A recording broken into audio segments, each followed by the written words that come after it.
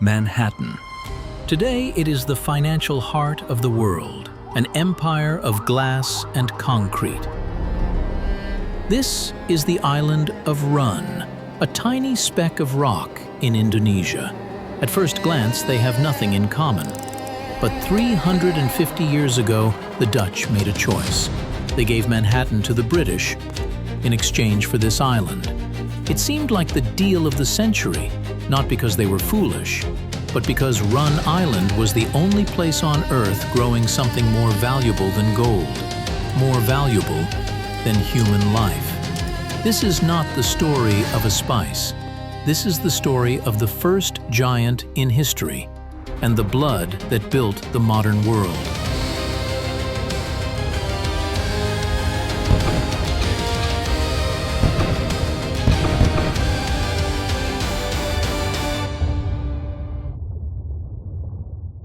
Europe, the year 1600. If you wanted to show you were rich, you didn't buy a castle. You seasoned your food. Nutmeg, cloves, pepper. They weren't just ingredients, they were status. A handful of nutmeg could be worth the price of a house in London. People wore them as jewelry. They burned them as offerings. There is a myth that spices were used to mask the taste of rotting meat. That is a lie. You don't waste diamonds to cover the taste of bad bread. But there was a problem. All these treasures grew in one place, the Spice Islands, and the journey there was a death sentence. Portugal and Spain tried to control the routes, but a small nation in Northern Europe had a different idea, an idea that would rewrite the laws of economics. War costs money. Exploration costs money. Kings could not pay for it all, so the Dutch invented something new. Shares. In 1602, the VOC was born, Verenigde Oost-Indische Compagnie, the first publicly traded company in history. Anyone could invest, from nobles to maids. It wasn't just a company, it was a state. They minted their own money. They had their own army. They could declare war. They could execute prisoners. Adjusted for inflation, the VOC was worth $7.9 trillion, more than Apple, Microsoft, and Google combined. But to get that money, they needed men willing to sail into the unknown. And that is where the nightmare began. But why? Why build an army for a simple kitchen spice? To understand the madness, you have to understand the fear. Europe was terrified. The plague returned again and again, wiping out entire cities. Doctors were helpless. They burned herbs, wore masks, and prayed. And then rumors began to spread that certain spices could protect you, that strong scent could drive sickness away. People carried nutmeg in their pockets, hung it around their necks, not because it worked, but because nothing else did. Suddenly, this wasn't about flavor. It was about hope. Prices exploded. A sack of nutmeg could be worth a fortune. But nutmeg had another quality, a stranger one. It contains a compound called myristicin. In small amounts, it flavors food. In excess, it alters the mind. Dizziness, vivid dreams, a sense of floating. Whether it was medicine, superstition, or something else, demand didn't care. And to meet that demand, the VOC was willing to sacrifice anything. Imagine the job offer. You leave your home for 3 years. You might get rich, or you might never come back. Who signed up for the VOC? The desperate, the criminals, the drunks. They called the sailors the scum of the earth, and the ships were floating prisons. Conditions on board were horrific. Hundreds of men packed into damp, dark quarters. Fresh food ran out in weeks. The water turned green with algae. The biscuits were crawling with maggots.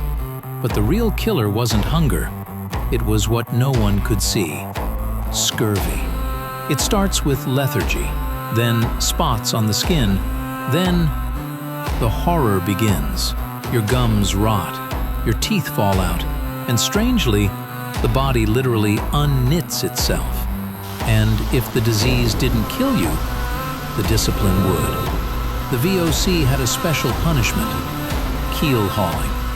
They would tie a rope around your waist and drag you under the ship from one side to the other, across the keel.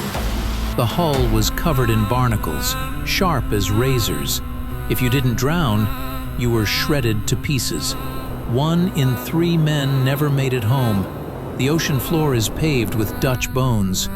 But for the survivors, the destination was even worse. The Banda Islands. For the locals, the nutmeg trees were a blessing. For the VOC, they were a target. The company leader, Jan Pieterszoon Koen, was not a merchant. He was a general. When the locals dared to sell nutmeg to the English, Koen gave the order. It wasn't a battle, it was an execution. 15,000 people lived on the islands. 1,000 survived. The rest? Slaughtered or sold into slavery, all to keep the price high, all to control the market.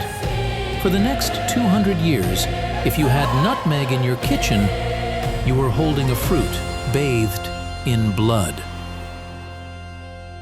But no empire lasts forever. The VOC seemed invincible, but it had 2 weaknesses: arrogance and a one-armed Frenchman. His name was Pierre Poivre, a missionary and a botanist.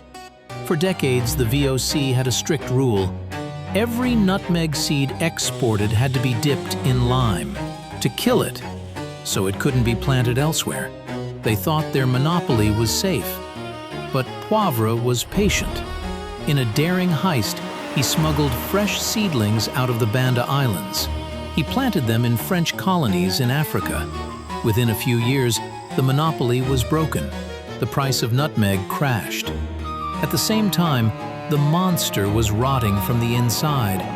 The VOC employees were underpaid, so they stole. They smuggled their own goods on company ships. The corruption was so bad that people joked the initials VOC stood for Vergaan onder corruptie, perished under corruption. In 1799, the richest company in human history went bankrupt. The Dutch government took over its debts and its colonies. The company died, but the damage to the world was already done. To protect this bloody monopoly, the VOC made that historic trade. They gave up a swampy settlement in North America called New Amsterdam to the British, just to secure the tiny island of Run. The British renamed the swamp New York. The VOC eventually vanished, but the model remained: shareholders, dividends, global corporations. The world we live in today was drawn by VOC accountants. Next time you see a stock market graph or smell cinnamon in your coffee, remember, today's luxury is yesterday's war.